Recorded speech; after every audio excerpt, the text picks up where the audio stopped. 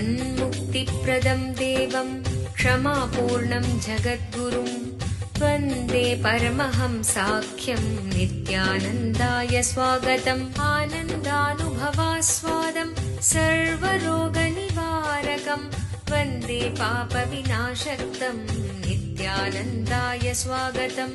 नित्यमुक्तं निर्विकल्पं ध्यानलोकप्रदीपकं वन्दे शान्तमयं बन्धं नित्यानन्दाय स्वागतम्। பரமஹம்ச நித்யானந்தர் ஓர் வாழும் அவதார புருஷர். பிறப்பிலிருந்தே ஞானத்தை, ஞான சக்தியை வெளிப்படுத்திய பிறவி யோகி. 500க்கும் மேற்பட்ட புத்தகங்களை 27 மொழிகளில் அருளிய எழுத்தாளர். 8000 மணி நேரத்திற்கும் மேல் ஞான கருத்துக்களை மொழிந்துள்ள அரிய பேச்சாளர். ஆயிரக்கணக்கானவர்களுக்கு உணவு, மருத்துவம், கல்வி, ஆன்மீகம் போன்ற துறைகளில் ஒப்பற்ற சேவை செய்து வரும் சமூக சேவகர். லட்சக்கணக்கானவர்களுக்கு தலைவலி முதல் கேன்சர் வரை தனது தியான சக்தியால் தீர்த்து வைத்த தியான சிகிச்சையாளர். லட்சக்கணக்கான மக்களுக்கு உடல் நலம், மனவளம் ஆகியவற்றிற்கான கிரியைகளை வகுத்து தரும் கிரியா யோகி. கோடிக்கணக்கான மக்களுக்கு வாழ்வியல் பிரச்சனைகளுக்கான தீர்வுகளை தந்த வாழும் ஞானி.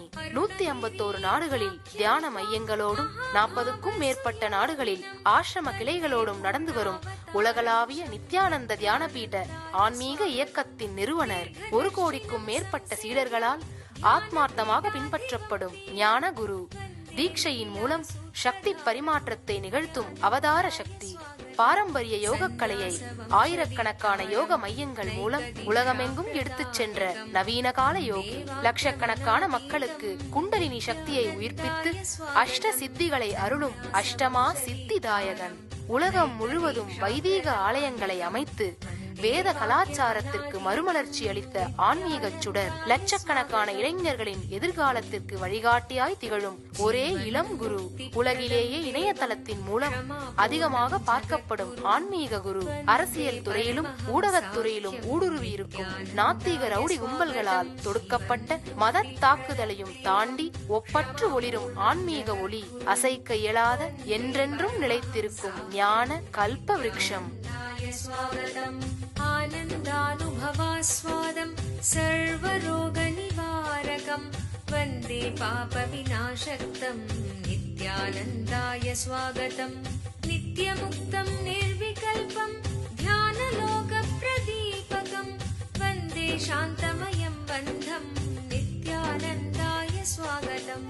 आनन्दगन्धसञ्चारं सर्वोपाधिविनिर्मुक्तं वन्दे ज्ञानालयं नाथं नित्यानन्दाय स्वागतम्।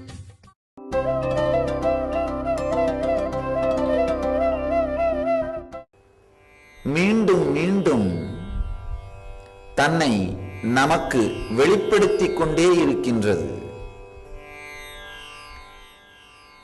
நாம செய்ய வேண்டியது எல்லாமே அதை அனுமதிப்பது மட்டும்தான். அடைவதற்கு கூட வேறொன்றும் தனியாக இல்லை.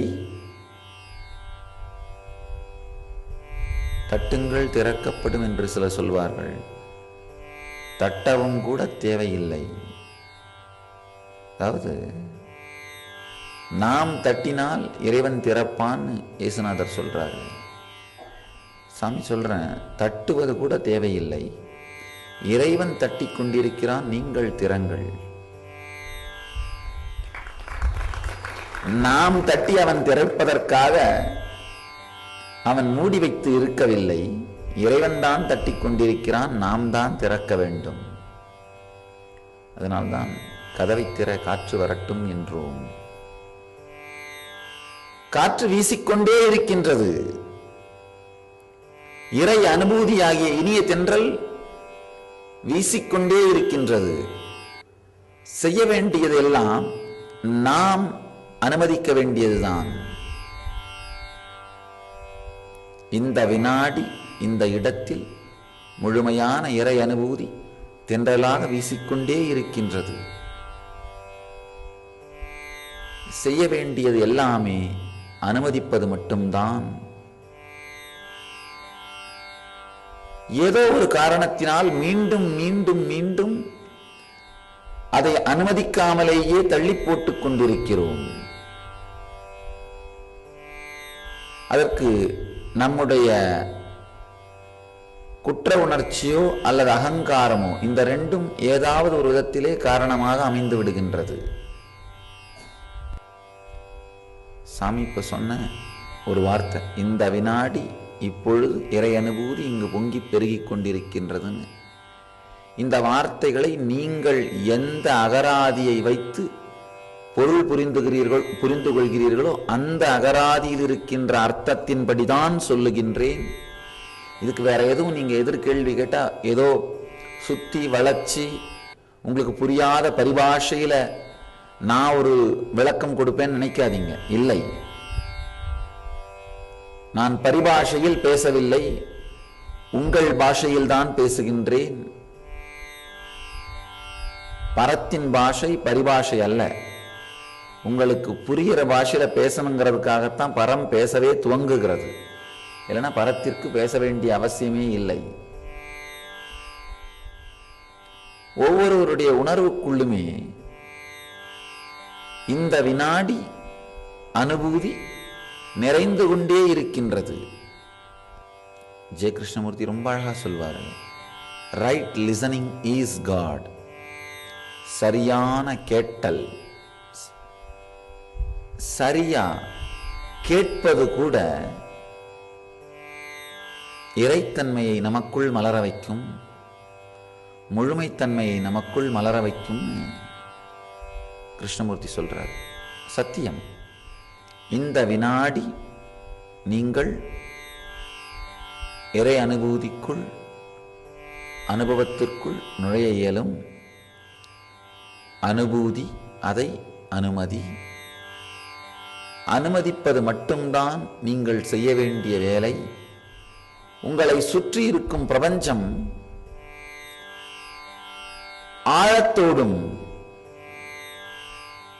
நிறைவோடும் முழுமையோடும் பூரணத்தோடும் உங்களுக்குள்ளே நுழைவதற்காக காத்து கொண்டிருக்கின்றது. நம்முடைய தொடர்ந்த சஞ்சலத்தின் காரணமாக, நம்முடைய தொடர்ந்து உணர்வு மாறாட்டத்தின் காரணமாக, ஆள் மாறாட்டம் மாதிரி உணர்வு மாறாட்டம்னு ஒன்று உண்டு. அப்படின்னா என்ன அர்த்தம்னா, எந்த உணர்வோடு எதை எதிர்கொள்ள வேண்டுமோ அந்த உணர்வைக்கு எதிர்மறையான உணர்வோடு அந்த நிகழ்வை எதிர்கொள்ளுதல். அதான் உணர்வு மாறாட்டம்னு சொல்றது. ஆள் மாறாட்டம் சட்ட ரீதியான குற்றம், உணர்வு மாறாட்டம் தர்ம ரீதியான குற்றம். எந்த உணர்வோடு எதை நோக்க வேண்டுமோ அந்த உணர்வோடு அதை நோக்காமல் அதனுடைய எதிர்மறை உணர்வுகள் மூலமாக அதை நோக்குதல். உங்க வாழ்க்கையை பார்க்கலாம். எத்தனையோ விஷயங்கள் அழிக்கப்பட்டு நமக்குள் நிறைக்கப்பட்டிருந்தாலும் அவைகளை அந்த இனிமையான உணர்வோடு நாம் எதிர்கொள்வதே இல்லை, நேர்கொள்வதே இல்லை, காண்பதே இல்லை.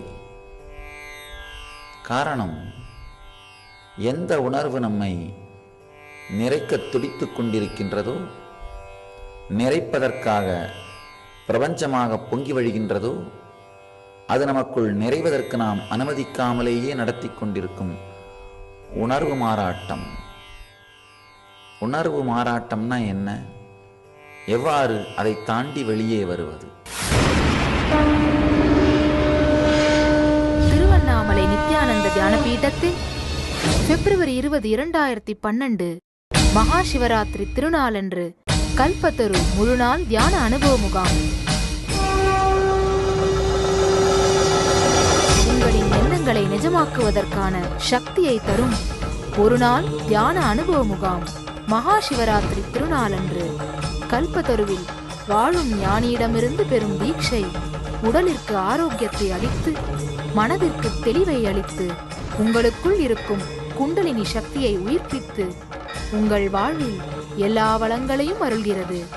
கல்பத்தரு தியான முகாம் நடைபெறும் இடம் நித்யானந்த தியான பீடம், கிரிவலப்பாதை, திருவண்ணாமலை. தொலைபேசி எண்கள் 7200003311, 7200003322. இந்த ரெண்டு விஷயத்தை புரிஞ்சுக்கிட்டீங்கன்னா இன்றைய சூத்திரம் நம்முடைய அனுபூதியாக மாறும். நம்முடைய அனுபூதியாக மாறுவதற்காக நம்மை சுற்றி பொங்கிக் கொண்டிருக்கும் சக்தியை நாம் அனுமதிப்போம். சூத்திரத்தை பார்ப்போம். கும்பிதாரே ஜிதாவாபி பூரிதாயா யதா பவே ததந்தே சாந்தநாமாசோ சக்த்யா சாந்தः பிரகாசதே. கும்பிதாரே ஜிதாவாபி பூரிதாயா யதா பவே ததந்தே சாந்தநாமாசோ சக்த்யா சாந்தः பிரகாசதே. 2-3 மொழிபெயர்ப்புகளை சாமி உங்களுக்கு படிக்கிறேன். அதுக்கு பிறகு அதனுடைய பொருளை உணர்வோம். உள்ளே செல்லும் பிராணசக்தி உள்நிறுத்தப்பட்டோ, வெளியே செல்லும் பிராணசக்தி வெளிநிறுத்தப்பட்டோ அல்லது நிரப்பப்பட்டோ எந்த இடத்திலும் எப்போதும் இருக்கும் அந்த உணர்வை முதல் 6 தியான முறைகள் சுவாசத்தை அடிப்படையாக வைத்தே ஈஸ்வரன் அமைத்திருக்கின்றார். காரணம் என்னன்னா, பிறந்ததிலிருந்து இறக்கும் வரை என்னால் செய்ய இயலவில்லை அப்படின்னு சொல்லவே முடியாத ஒரே செயல் சுவாசம்தான். வேற எந்த மாதிரியான தியானத்தை கொடுத்தாலும் எனக்கு நேரம் இல்லை, செய்ய இயலவில்லைன்னு நம்ம சொல்லிடுவோம். நான் நினைக்கிறேன் 10,000 ஆண்டுகளுக்கு பின்பு மனிதர்கள் மனமும் வாழ்க்கையும் எப்படி இருக்கப் போகிறது என்பதை ஈஸ்வரன் மிக தெளிவாக உணர்ந்து இந்த சூத்திரங்களை வகுத்திருக்கின்றார். ரொம்ப அருமையான ஒரு நிகழ்ச்சி ராமகிருஷ்ணர் வாழ்க்கையில் நடந்தது. அவர் ஒருத்தரை கூப்பிட்டு சொல்றாரு, ஒரு நாளைக்கு காலையும் மதியமும் மாலையும் இறைவனை நினைத்துக்கொள்னு. அவன் சொல்றான், இல்லை என்னால் முடியாது, எனக்கு ரொம்ப என் வாழ்க்கையே பரபரப்பானது, என்னால் நினைக்க முடியுமான்னு தெரியாது. அப்போ ராமகிருஷ்ணன் சொல்றாரு, குறைந்தபட்சம் சாப்பிட்றதுக்கு முன்னாடியாவது நினைத்துக்கொள்னு.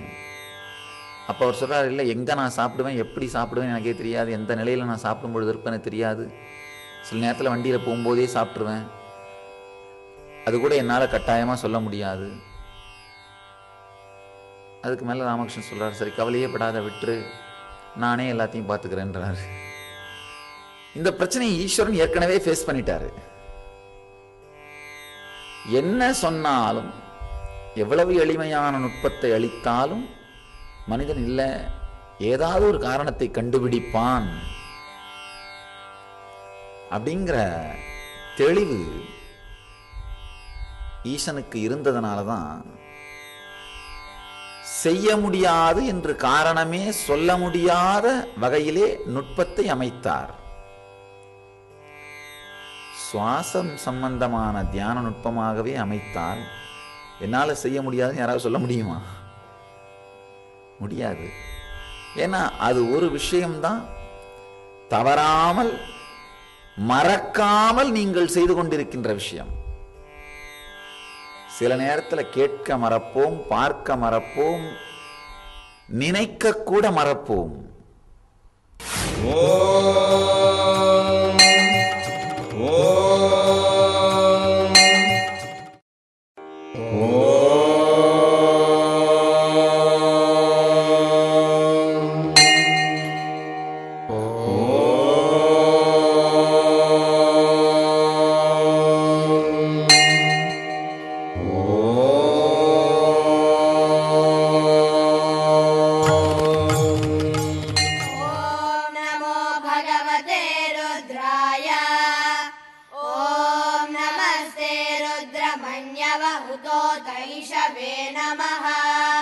नमस्ते अस्तु धन्वने बाहुभ्यामुतते नमः। या तैषु शिवतमा शिवं बभूव ते धनुः शिवा शरव्याया तव तया नो रुद्रमृडया या ते ஆழ்ந்த தூக்கத்தில் பார்த்தா நினைக்க மறந்துடுறோம். ஆனா சுவாசிக்க மட்டும் மறப்பதே இல்லை. மறவாது நாம் செய்யும் வேலை நல்ல வேலையா அதை இயற்கையான ஒரு அமைப்பாக இறைவன் மாற்றிவிட்டான். ஆண்டவன் முக்கியமான விஷயங்களையெல்லாம் நம்ம கண்ட்ரோல்ல விடலை. பெரிய பெரிய விஷயங்களை நம்ம கட்டுப்பாட்டில் விடலை. விட்டுருந்தா என்ன பண்ணியிருப்போம்? 4 நாளைக்கு முன்னாடியே சாமி சுவாசம் பண்ண மறந்துட்டேன்னு வந்து சொல்லியிருப்போம், வந்து நின்று இருப்போம். ஒரு ஆஃப்கோர்ஸ் மறந்துட்டே வந்து நிற்க முடியாது, அது வேற விஷயம். நல்ல வேளையா இறைவன் சின்ன சின்ன விஷயங்களான ஜீரணம் பண்றதை விட நம்ம கையில விடலை. வாயில உணவை போடுறது, சாப்பிட்றதா நம்ம கையில விட்டுருக்காரு. சாப்பிட்றது, தண்ணி குடிக்கிறது, இந்த மாதிரியான சின்ன சின்ன விஷயங்களை மட்டும்தான் நம்முடைய கட்டுப்பாட்டில் வச்சு விட்டுருக்காரு, நம்ம சுதந்திரத்தில் வச்சு விட்டுருக்காரு. மீதி பெரிய பெரிய விஷயங்களான சுவாசம், ஜீரணம், இது எல்லாத்தையுமே அவர் தன்னுடைய கட்டுப்பாட்டில் எடுத்துக்கிட்டார். எதையெல்லாம் நம்ம கட்டுப்பாட்டில் விட்டாரோ அதையெல்லாம் அடிப்படையாக வச்சு குறைஞ்சபட்சம் ஒரு 100 வியாதிகளை நம்ம உருவாக்கிட்டோம். எதையெல்லாம் நம்முடைய சுதந்திரத்தில் கொடுத்தாரோ அது எல்லாத்தையும் அடிப்படையா வச்சு எத்தனை விதமான அதிகபட்ச வியாதிகளை உருவாக்க முடியுமோ உருவாக்கிட்டோம். அதனாலதான் ஈஸ்வரன் பெரிய பெரிய வேலைகளை நம்ம கட்டுப்பாட்டில் விடாம அவர் கட்டுப்பாட்டிலே வச்சுக்கிட்டார். சுவாசமும் அந்த மாதிரி நம்மை தாண்டின ஒரு சக்தியினுடைய கட்டுப்பாட்டிலே இருக்கின்றது. அதனால்தான் நல்ல வேளையா மறக்காமல் சுவாசிக்கிறோம், மறந்தாலும் சுவாசிக்கிறோம். ஈஸ்வரன் அந்த மறவாது மறந்தாலும் நிற்காது நடக்கின்ற அந்த செயலை அடிப்படையாக வைத்தே முதல் 6 தியான முறைகளையும் அமைத்து தந்திருக்கின்றார். ஏன்னா செய்ய முடியல, செய்ய நேரம் இல்லை, 2 தான் முக்கியமான காரணமா சொல்றது. செய்ய முடியல, செய்ய நேரம் இல்லை, சில நேரத்தில் செய்ய விருப்பம் இல்லை. இந்த 3 காரணங்கள், இந்த 3ஐயுமே இந்த தியான நுட்பங்களுக்கு நீங்க காரணங்களா சொல்ல முடியாது. செய்ய முடியலன்னு சொல்ல முடியாது, செஞ்சுட்டே இருக்கீங்க. நேரம் இல்லைன்னு சொல்ல முடியாது, செஞ்சுட்டே தான் இருந்தாகணும். செஞ்சுட்டே இருக்கீங்க. செய்ய விருப்பம் இல்லைன்னு சொல்ல முடியாது. விருப்பம் இருந்தாலும் இல்லைன்னாலும் அதை செய்து கொண்டே இருக்கிறீர்கள். முடிந்தாலும் முடியாவிட்டாலும், விரும்பினாலும் விரும்பாவிட்டாலும், மறந்தாலும் மறவாவிட்டாலும் தனக்குள்ளே நடந்து கொண்டே இருக்கின்ற இந்த செயல் சுவாசம். அதனால ஈஸ்வரன் அதை மையமாக வைத்து, அதை அடிப்படையாக வைத்து, அதை ஆதாரமாக வைத்து இந்த தியான முறைகளை வடிவமைத்தார், தியான நுட்பங்களை வெளிப்படுத்தினார். இங்க ஒரே ஒரு விஷயம்தான் நம்ம தெரிந்து கொள்ள வேண்டியது. ஸ்ரத்தையோடு நடக்கின்ற அந்த அனுபூதியை அனுமதிப்பது. ரொம்ப அழகா ரமண மகர்ஷி சொல்வாரு, மனத்தின் உருவை மறவாது உசாவ மனம் என ஒன்றிலை உந்தீபர மார்க்கம் நேர் யார்க்கும் இதாம் உந்தீபர. மனத்தின் உருவை மறவாது உசாவ, உசாவன தேட, மனம் எப்படி இருக்கின்றது, எப்படி இயங்குகிறது என்பதை மறவாது தேடினால் மனம் என ஒன்று இலை உந்தீபர. சக்தி வாய்ந்த சிவஸ்தலமான திருவண்ணாமலை நித்யானந்த தியான பீடத்தில் பிப்ரவரி 20ஆம் தேதி 2012 அன்று மகா சிவராத்திரி பெருவிழா. கல்வியின் வடிவமான பிரம்மாவிற்கும் செல்வத்தின் வடிவமான விஷ்ணுவிற்கும் கூட எட்டாத அருட்பெரும் ஜோதியாக ஈசன் வெளிப்பட்ட இடம் திருவண்ணாமலை. வெளிப்பட்ட நாள் சிவராத்திரி. அதே நன்னாளில் அதே ஸ்தலத்தில் வாழும் அவதார புருஷருடன் சிவகுண்டலினி தியானத்தில் மூழ்க வாருங்கள். சிவராத்திரி தின சிறப்பு நிகழ்ச்சிகள். வாழும் ஞானி பரமஹம்ச நித்யானந்தர் வழங்கும் சிவராத்திரி தின சிறப்பு தியான சத்சங்கம். சக்தி வாய்ந்த சிவகுண்டலினி தியானம். பிணிகளை எல்லாம் தீர்க்கும் பெரும் சக்தி வாய்ந்த மகா ருத்ராபிஷேகம் நடைபெறவிருக்கிறது. மேலும் சிவராத்திரி தினத்தன்று எண்ணங்களை நிஜமாக்குவதற்கான சக்தியை தரும் கல்பத்தரு முழுநாள் தியான முகாம் நடைபெறவிருக்கிறது. பரமஹம்சர் ஒவ்வொருவருக்கும் சக்தி தரிசனமும் தீட்சையும் அளிக்கின்றார். இந்த மகா சிவராத்திரி பெருவிழாவில் கலந்து கொண்டு சிவபெருமானின் அருளையும் பரமஹம்சரின் ஆசீர்வாதத்தையும் பெற அனைவரும் வருக. நடைபெறும் இடம் நித்யானந்த தியான பீடம், கிரிவலப்பாதை, திருவண்ணாமலை. தொலைபேசி எண்கள் 7200003311, 7200003322. மனம் என்ற ஒன்று இல்லவே இல்லை உந்தீபர அப்படிங்கிறது ஒரு பாடல். திருவாசகத்திலே மாணிக்க வாசகர் எழுதுகின்ற அருமையான ஒரு பாடல் முறை அது உந்தீபரன். தமிழிலே பல்வேறு விதமான பாடல் முறைகள் உண்டு. வெண்பா, பொற்சுன்னம், பூவல்லி கொய்யாமோ, வாழ்ந்த பத்து, வாழாத பத்து, பல்வேறு விதமான பதிகங்கள் உண்டு. அதுல உந்தீபர என்பது ஒரு விதமான பாடல் முறை. அது ஒரு விளையாட்டு முறை மாதிரி, விளையாடிக்கொண்டே பாடுவது. ரொம்ப அழகா ரமண மகர்ஷி பாடுறாரு. மனத்தின் உருவை மறவாது உசாவ, மனம் என ஒன்றிலை உந்தீபர, மார்க்கம் நேர் ஆர்க்கும் இதாம் உந்தீபர. மனமில்லாத மனம் கடந்த அந்த அனுபூதியை அடைவதற்கு வேற ஒன்றும் செய்ய வேண்டாம். எப்படி மனம் இயங்குகிறதுன்னு அதனுடைய வடிவத்தை ஆழ்ந்து பார்த்தோமானால் போதும். திடீர்னு பார்ப்பீங்க, மனம் என ஒன்று இல்லை உந்தீபர, மார்க்கம் நேர் ஆர்க்கும் ஈதாம் உந்தீபர.